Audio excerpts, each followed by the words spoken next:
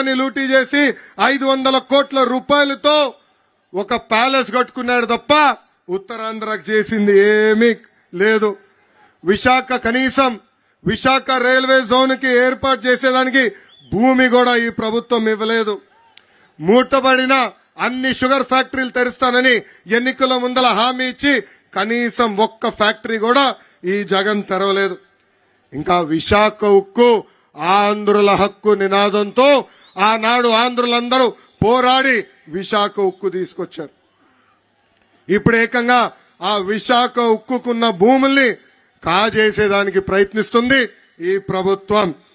ఇంకా శ్రీకాకుళం జిల్లాకి జగన్ పాదయాత్రలో ప్రత్యేకంగా 60 హామీలు ఇచ్చాడు.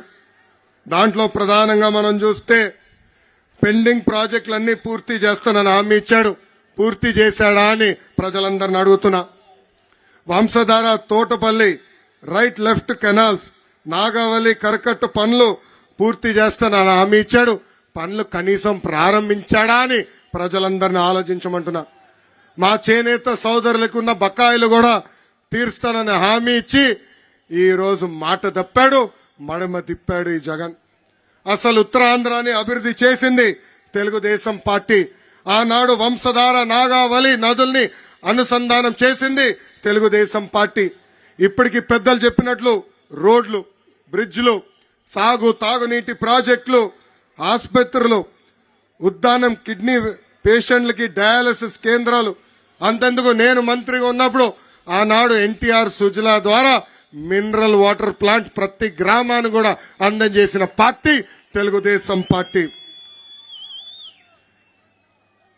ఆనాడు హుదూ తుఫాన్ వచ్చిన, తిట్లీ తుఫాన్ వచ్చిన ఆ తుఫానికి భయపడకుండా మంత్రుల కన్నా మన ప్రాంతానికి అడుగుపెట్టిన వ్యక్తి మన నాయకుడు చంద్రబాబు నాయుడు గారు.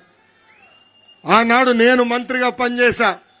మండలానికి ఒక మంత్రిని వేశారు.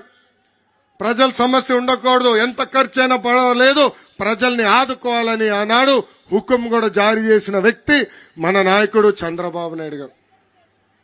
ఇంకా మన ఇచ్చాపురం అంటే నాకు ఒకే ఒక పదం వస్తుంది, తెలుగుదేశం పార్టీ అడ్డా.